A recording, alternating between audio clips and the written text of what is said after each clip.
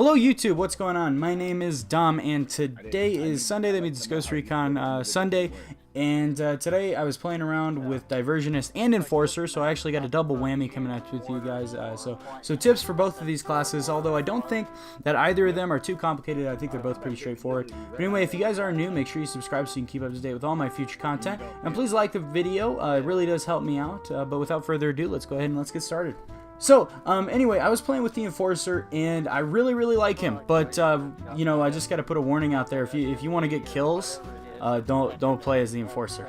But otherwise, he is one of the best team assets that you could possibly have. His suppression abilities are absolutely insane. I was getting suppressed by Enforcers myself, and you can't aim down sights. Your vision gets very blurry, your movement gets all clunky.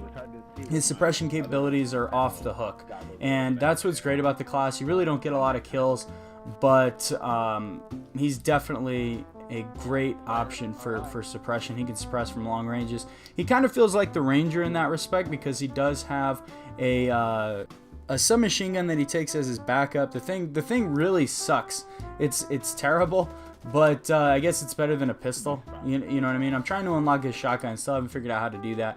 But with the Enforcer, I was running around, basically keeping behind. If there was a point man on my team, or if there was a tank or something like that, I would let them go first and just kind of stay back and then just, you know, focus on suppressing. Now, I wasn't playing at quite long ranges like I would with a Ranger. I was playing a little bit closer up than I would with the Ranger, just because I didn't feel that his gun was terribly accurate from that long range, like the Ranger's weapon.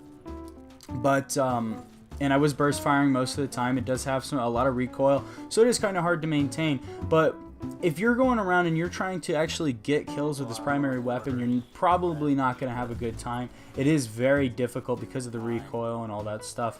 And yeah, it's not very accurate at all. It was not meant to get kills. And I think once I did hit a few people, it really does not do that much damage.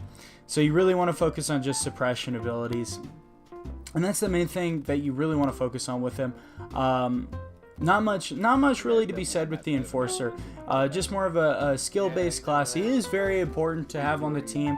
As far as other classes go, though, I do think he's a little underwhelming. I mean, his suppression ability is really good if you have the right classes on your team. But otherwise, I would stick with other classes that are probably more powerful. Now, also, I did play as a Diversionist, and with the Diversionist, I have to say, I really like the Diversionist as well. He's very unique.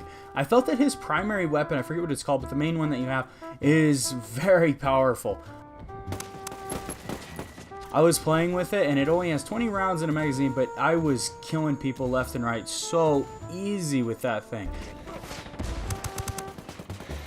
It felt like butter, and I really enjoyed that. Now, as far as his drone, when you send up his drone, he has the ability to basically simulate gunfire to try to attract enemies or whatnot. And I'm not sure if it wasn't working properly or what, because I was trying to use it and it wasn't luring people, I wasn't scaring anybody.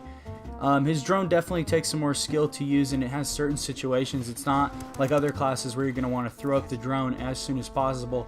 You're going to want to do it perhaps if someone's got you pinned down. If a sniper or something has you pinned down, you could send up your drone, send them near it, or send it in the opposite direction. Use the ability so that it simulates the gunfire, so that person turns and is not looking at you for a split second just so you can get away. That's what's really important with him. It is kind of fun to mess with people too. I mean, if you see him trying to flank or whatnot, you can always just send it down, and then you can see him reeling in the other direction. It's great. It kind of works like the mortar. I want to compare it to the artillery because of the capability it has to control the battlefield a little bit.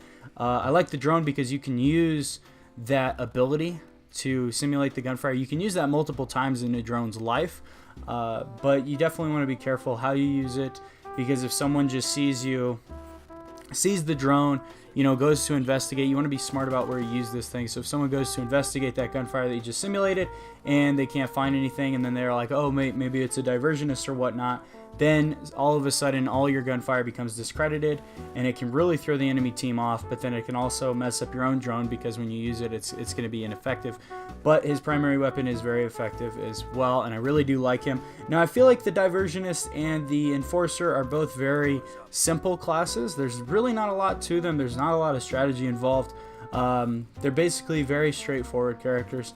And as far as what I would take into a fight, I really enjoy the Enforcer.